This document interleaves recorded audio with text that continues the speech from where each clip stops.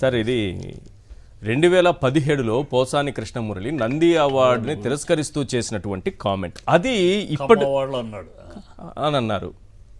అది ఇప్పుడు ఒక వ్యక్తికి మనోభావం దెబ్బతిందంట. దానికి సంబంధించి ఆయన పైన కేసు పెట్టి వెంటనే అరెస్ట్ చేసి తీసుకెళ్ళిపోయారు. నిజానికి ఇండస్ట్రీ పైన ఆయన చేసిన కామెంటు మీరు అంటే ఇండస్ట్రీ వ్యక్తిగా చెప్పండి. రెండోది ఆయన పైన పెట్టినటువంటి కేసులు, ఇది దానికి దీనికి అసలు ఏమన్నా ఉందా, సంబంధం ఉందా? ఇలాంటి కేసులు పెడతారా అసలు అనేది? ఇప్పుడు ఆయన అన్నప్పుడు ఇండస్ట్రీ స్పందించింది. ఇండస్ట్రీ స్పందించాలి, తప్పు మాట. సినిమా అవార్డులు ఇది, మన అవార్డులు మనమే అవమానించుకుని మాట్లాడకూడదు అని ఇండస్ట్రీ స్పందించి నేను కూడా సైతం ఆ మాట నంది అవార్డులు జరిగినాయి, పక్షపాతంగా జరిగినాయి, వాళ్ళకి ఆ మాటలు వేరు. కులం పేరు తీసుకురావద్దు. మన సినిమా ఫీల్డ్ కులానికి సంబంధం లేదు. ఇక్కడ విజయమే కులం, సక్సెస్ ఎవడు ఉంటే వాడే. కానీ ఇండస్ట్రీ మాట్లాడొద్దని మాట్లాడడం, దాన్ని ఎవడికో రాజకీయంగా దానికి వచ్చిందని అనటం, ఇదంతా ఏంటంటే ఈశ్వర్ గారు ఇవాళ జరుగుతున్నది. వీళ్ళు ఒక మాట చెప్పుకుందాం, ఎస్ రెడ్ బుక్ నేను అధికారంలో రాగానే చించేస్తాం, ఈ రెడ్ బుక్లో అన్ని లిస్టులు ఉన్నాయి, అందరినీ తాట తీస్తాం, పెడతాం అన్నారు. ఆ మాటకే కట్టుబడి ప్రజలకి మేము ప్రజల ముందు చెప్పాము, ఈ మాట కట్టుబడి అని చాలా చిత్తశుద్ధితోటి చాలా మాట ఇచ్చాం, కనుక పట్టుబడి చేస్తున్నారు. ఓకే, మీరు ఇచ్చిన మాటగా కట్టుబడి చేస్తున్నారు. ఇదే మాట, ఈ చిత్తశుద్ధి, ఈ బాధ్యత, ఈ విధానము మీరు ఇచ్చిన హామీలు మేము చూపించండి. మీరు ఇచ్చిన హామీలు ప్రజలు మోసపోయామని బాధపడుతున్నారు. ప్రజలు మమ్మల్ని వంచన చేశారని అంటున్నారు. మేము ఎంతో మీరు ఇస్తున్నారు, మాకు అన్నీ అందుతున్నా కూడా ఇంకా ఏదో ఇస్తారని మిమ్మల్ని నమ్మి మేము ఓట్లేసాము, మేము మమ్మల్ని మోసం చేస్తున్నారు, దగా చేస్తున్నారు అని చెప్పి వాళ్ళు మమ్మల్ని అని బాధపడుతుంది. వాటి మీద చూడండి, 4 లక్షల ఉద్యోగాలు ఇచ్చేసామని గవర్నర్ అది పశ్చాత్తంగా దీంట్లో మండలిలో ఒప్పుకున్నారు. కానీ అంత గట్టిగా వైఎస్ఆర్సీపీ మండలిలో ఉండి నిలదీయకపోతే ప్రజలు ఈ పేపర్లు చదువుకొని గవర్నర్ ప్రసంగాన్ని 1,60,000 కోట్ల అప్పులు వచ్చేసి వస్తే 6.5 లక్షల కోట్ల పెట్టుబడులు వచ్చాయంట, 4 లక్షల ఉద్యోగాలు ఇచ్చేసారట. అడిగితే నిలదీసి అడిగితే అన్నాము వస్తాయన్నాము. ఎంఓయూలు సార్ గతంలో చూసాం, 2014 నుంచి 2047 ఇస్తారా 4 లక్షల ఉద్యోగాలు? అసలు ఎంఓయూ అనే దానికి పెట్టుబడులకి సంబంధం లేదు. ఎంఓయూ డావోస్లో మీరు వెళ్తే ఎవరైనా చాలా మంది వస్తారు, మేము పెడతా అని. అది ప్రాక్టికల్ గా రియాలిటీకి వచ్చేటప్పటికి మీకేమవుతుంది? ఇప్పుడు అది కాదు, గతంలో 16,400 ఎకరాలు ఇచ్చారండి సింగపూర్ సిటీ అని ఎంఓయూ చేసుకుని. ఎక్కడొచ్చిందండి? ఎందుకు రాలా? 36 వాళ్ళు నీళ్ళకి అక్కడ సాయిల్ స్ట్రాంగ్ కాదు, అక్కడ బిల్డింగ్లు పెద్ద బిల్డింగ్లు కట్టలేము, అవి పెట్టి ఇప్పుడు ఆ ఈశ్వర్ జైల్లో ఉన్నాడు. వీళ్ళ ఎంఓ చేసేవాడు సింగపూర్ జైల్లో ఉన్నాడు, అతని పేరు ఈశ్వర్ జైల్లో ఉన్నాడు. ఇప్పుడు మీరు దీని మీద ఆలోచిస్తే ప్రజలు హర్షిస్తారు. ఇది ప్రజలు హర్షించేదో, ప్రజలకు సంబంధించిందో, ప్రజలు వీళ్ళని అరెస్ట్ చేస్తే వాళ్ళని అరెస్ట్ చేస్తే ప్రజలు ఆహా అని భలే పనిచేస్తున్నారు. ఇది మనోభావాలు, ఇప్పుడు ఆయన చేసినటువంటి వ్యాఖ్యలు మనోభావాలు దెబ్బతినడం ఏంటి? నిజానికి నేను ఒక్కసారి బాలకృష్ణ గారి వ్యాఖ్యలు కూడా వినిపించాలి. భారతరత్న అనేది గౌరవంగా మనం ప్రతి సందర్భంలో ఎన్టీఆర్కి ఇవ్వాలని అంటున్నాం. మొన్న నేను ముత్యాల సుబ్బయ్య గారి ఇంటర్వ్యూ ఒకటి చూసా, సూపర్ స్టార్ కృష్ణకు కూడా ఇవ్వాలని అంటున్నారు. ఆయన వాళ్ళంతా అర్హులే కదా, అర్హులు కదా.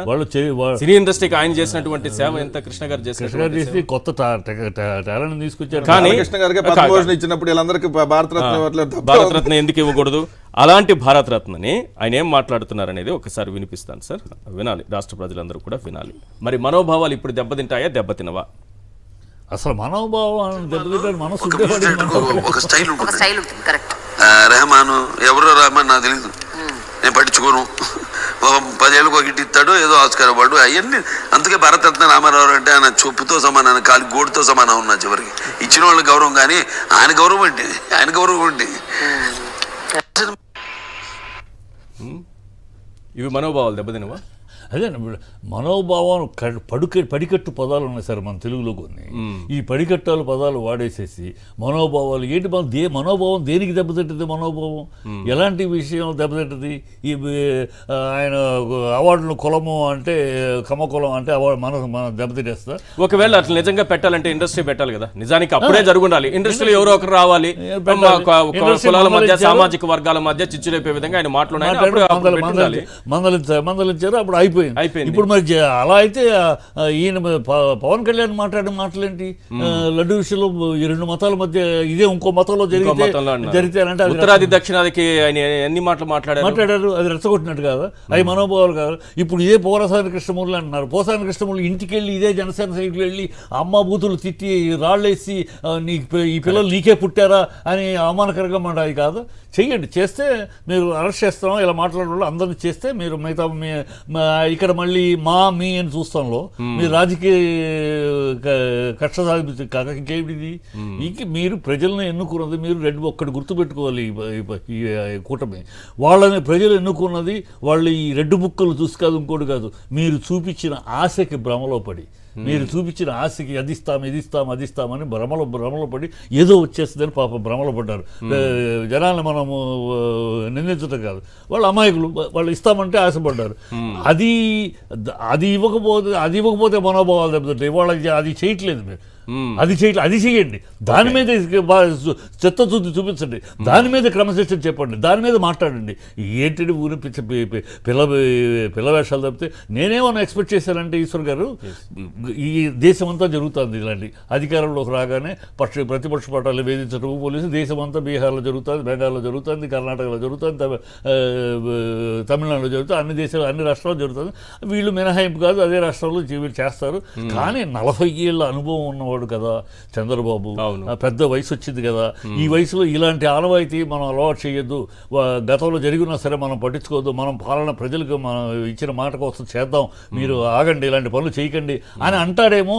ఆయన అనుభవం మీద, ఆయన సీనియారిటీ మీద అలా అంటాడేమో అని చూస్తే ఆయన ఆజ్యం పోస్తున్నట్టుంది.